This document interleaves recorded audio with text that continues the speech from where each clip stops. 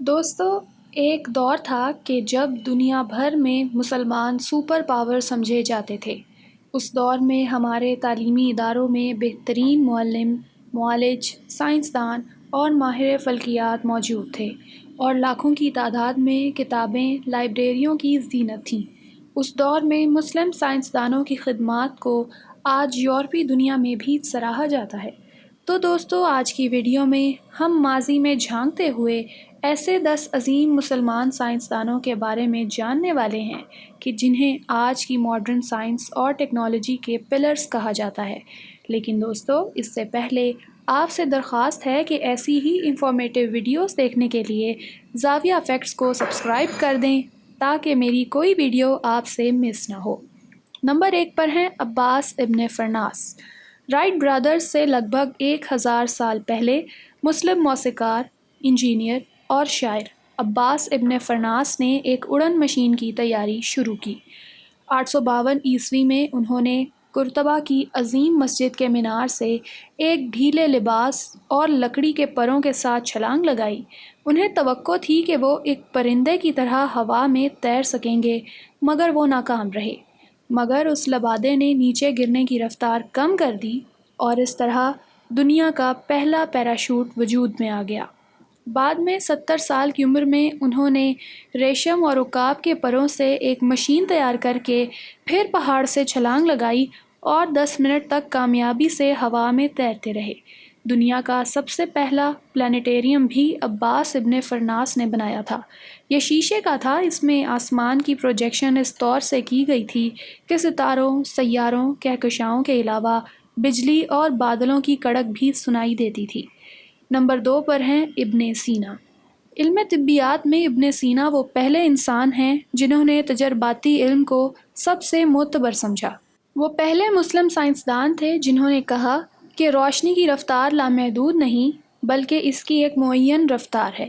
انہوں نے زہرہ سیارے یعنی وینس کو بغیر کسی آلے کے اپنی آنکھ سے دیکھا تھا۔ وہ پہلے انسان ہیں جنہوں نے آنکھ کی فزیولوجی، اناٹمی اور تھیوری آف ویٹرن بیان کی، اور آنکھ کے اندر موجود تمام رگوں اور پٹھوں کو تفصیل سے بیان کیا۔ اس کے علاوہ انہوں نے یہ بھی بتایا کہ سمندر میں پتھر، زمین پر پہاڑ اور سمندر کے مردہ جانوروں کی ہڈیاں پتھر کیسے بنتی ہیں۔ نمبر 3 پر ہیں الخوارزمی۔ میتھمیٹکس، الجبرا اور جیومیٹری کے میدان میں الخوارزمی کی خدمات کو بھلا کون بھلا سکتا ہے۔ ان کی کتاب الجبر والمقابلہ 16ویں صدی عیسوی تک یورپ کی یونیورسٹیوں میں بنیادی نصاب کے طور پر پڑھائی جاتی تھی۔ انہوں نے کئی کتابیں تحریر کیں۔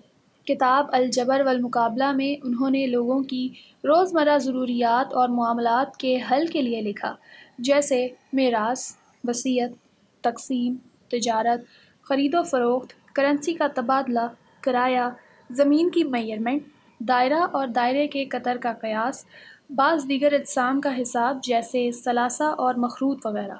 وہ پہلے سائنسدان تھے جنہوں نے علم حساب اور علم جبر کو الگ الگ کیا اور جبر کو علمی اور منطقی انداز میں پیش کیا۔ الخوارزمی دنیا کے پہلے موجد مقالہ نویس ہیں۔ انہوں نے علم ریاضی پر ایک تحقیقی مقالہ لکھا اور بغداد کی سائنس اکیڈمی کو بھیج دیا۔ اکیڈمی کے سائنسدانوں کا ایک بورڈ بیٹھا جس نے ان سے مقالے کے بارے میں سوالات کیے۔ اس کے بعد وہ اکیڈمی کے رکن بنا دیے گئے۔ یونیورسٹیوں میں مقالہ لکھنے کا یہ طریق اب تک رائج ہے۔ نمبر 4 پر ہیں جابر بن حیان۔ تاریخ کا سب سے پہلا کیمیا دان اور عظیم مسلمان سائنسدان جابر بن حیان، جس نے سائنسی نظریات کو دینی عقائد کی طرح اپنایا۔ دنیا آج تک انہیں بابائے کیمیا کے نام سے جانتی ہے۔ عملے کشید کی دریافت 9ویں صدی کے عظیم کیمیا دان جابر بن حیان نے کوفہ شہر میں کی تھی۔ انہوں نے کیمیا کے بہت سے بنیادی آلات اور عوامل بھی ایجاد کیے، جیسے آکسیڈائزیشن، ایویپوریشن، فلٹریشن، لیکویفیکیشن، کرسٹلائزیشن اور ڈسٹیلیشن۔ سلفیورک ایسڈ اور نائٹرک ایسڈ ایجاد کرنے والے بھی جابر بن حیان ہی ہیں۔ نمبر 5 پر ہیں ابن الہیثم۔ قدیم یونانی حکماء کا نظریہ تھا کہ انسان کی آنکھ سے شعاعیں خارج ہوتی ہیں، جن کے ذریعے ہم اشیاء کو دیکھتے ہیں۔ ابن الہیثم دنیا کا پہلا شخص تھا جس نے اس نظریے کی تردید کی۔ ابن الہیثم 10ویں صدی کے عظیم ریاضی داں اور ماہر طبیات تھے۔ دنیا کا سب سے پہلا پن ہول کیمرہ ایجاد کرنے کا سہرا بھی ابن الہیثم کو جاتا ہے۔ انہوں نے علم بصریات پر دنیا کی سب سے پہلی اور شاہکار تصنیف کتاب المناظر لکھی۔ آئینوں کی تحقیق بھی ان کا شاندار کارنامہ ہے۔ انہوں نے لینس کی میگنیفائنگ پاور کی بھی تشریح کی تھی۔ ان کی تحقیق اور تجربات سے یورپ میں مائکروسکوپ اور ٹیلیسکوپ کی ایجاد ممکن ہوئی تھی۔ نمبر 6 پر ہیں ابن اسحاق یعقوب الکندی۔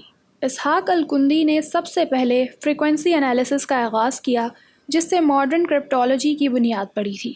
انہوں نے باقاعدہ رصد گاہی نظام کی ابتدا کی تھی۔ انہوں نے سمندر میں پیدا ہونے والے مد و جزر، بادلوں کی گرج چمک سمیت دیگر موسمیاتی رجحانات پر بھی تحقیق کی۔ انہوں نے حیوانات اور مکھیوں پر تحقیق کی۔ ان کی پرفیومز اور فاصلے ناپنے کے حوالے سے تحقیق بھی مقبول ہے۔ نمبر 7 پر ہیں نصیر الدین طوسی۔ نصیر الدین طوسی اسلام کے بڑے سائنسدانوں میں شمار ہوتے ہیں۔ جب ہلاکو خان نے بغداد پر قبضہ کیا تو انہیں ہلاکو خان کے اوقاف کا امین بنا دیا گیا۔ انہوں نے اپنے اکرام میں پیش کی جانے والی دولت کا فائدہ اٹھاتے ہوئے ایک لائبریری بنائی جس میں انہوں نے 2 لاکھ سے زائد کتب جمع کی۔ انہوں نے ایک فلکیاتی رصد گاہ بھی بنائی اور اس وقت کے نامور سائنسدانوں کو اس رصد گاہ میں کام کرنے کے لیے اپنے ساتھ شامل کر لیا۔ انہوں نے آج کے جدید علم فلکیات کی ترقی کی راہ ہموار کی۔ اس کے علاوہ انہوں نے جبر اور ہندسے کے بہت سارے نظریات میں نئے انداز کے طریقے شامل کیے، ساتھ ہی ریاضی کے بہت سارے مسائل کو نئے براہین سے حل کیا۔ نمبر 8 پر ہیں عمر خیام۔ عمر بن خیام نہ صرف اچھے شاعر اور فلاسفر تھے بلکہ علم حیت اور ریاضی کے بھی ماہر تھے۔ انہوں نے ایران میں ایک نیا جلالی کیلنڈر شروع کیا جو جولین اور گریگورین کیلنڈروں سے 1000 درجے بہتر ہے۔ اس کیلنڈر کے مطابق 3770 سالوں میں ایک دن کا فرق پڑتا ہے۔ لیپ ایئر کا تصور سب سے پہلے انہوں نے ہی پیش کیا۔ عمر خیام کا یہ شمسی کیلنڈر آج بھی پوری دنیا میں رائج ہے۔ خیام نے پاسکل کی ٹرائی اینگل اور بیونیمس کوفیشنٹ کی ٹرائی اینگل کا بھی پہلی بار استعمال کیا۔ الجبرا میں موجود کوڈریٹک چوکور مساوات بھی خیام ہی نے دیا ہے۔ اپنی کتاب پرابلمز آف ارتھمیٹک میں انہوں نے بہت سے نئے اصول بھی دیے۔ نمبر 9 پر ہیں فارابی۔ علم ریاضی، طب، فلسفہ اور موسیقی میں تحقیق کی علمی گروہ بندی کرنے والے فارابی تھے۔ ان کو ارسطو کے بعد دوسرا بڑا فلسفی بھی کہا جاتا ہے۔ انہوں نے علم طبیات میں خلا کے وجود پر اہم تحقیقات کیں۔ انہوں نے ارسطو کی اکثر کتابوں کی شروحات لکھیں، اسی وجہ سے انہیں معلم ثانی بھی کہا جاتا ہے۔ فارابی نہ صرف حکیم اور فلسفی تھے بلکہ سائنس، نجوم اور موسیقی کے علوم پر بھی انہیں دسترس تھی۔ ان کی تصانیف کی تعداد سینکڑوں تک پہنچتی ہیں۔ نمبر 10 پر ہیں البیرونی۔ البیرونی نظام شمسی پر یقین رکھتے تھے جس کے مطابق زمین اپنے محور پر اور سورج کے گرد گھومتی ہے۔ زمین کے گول ہونے پر وہ دیگر سائنسی مشاہدات اور قوانین سے اس قدر مطمئن تھے کہ ان کو کسی مزید دلیل کی ضرورت نہ تھی۔ البیرونی نے زمین کا محیط سب سے پہلے 1018 میں پنجاب کے شہر جہلم سے 42 میل اونچے پہاڑ پر سے سائنسی تجربے کے ذریعے دریافت کیا تھا، جو ان کی تحقیق کے مطابق 24,779 میل تھا۔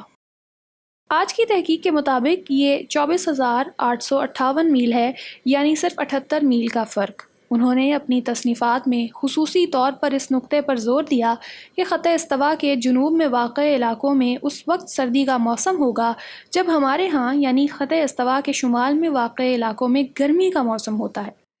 زاویہ فیکٹس کی یہ ویڈیو آپ کو کیسی لگی؟ اپنی رائے کا اظہار ضرور کریں۔ ہمیشہ باخبر رہیے اور اس طرح کی ویڈیوز دیکھنے کے لیے میرے چینل کو سبسکرائب کرنا مت بھولیے۔ اپنا خیال اور مجھے دعاؤں میں یاد رکھیے۔ ملتے ہیں نیکسٹ ویڈیو میں۔ اللہ حافظ۔ پاکستان زندہ باد۔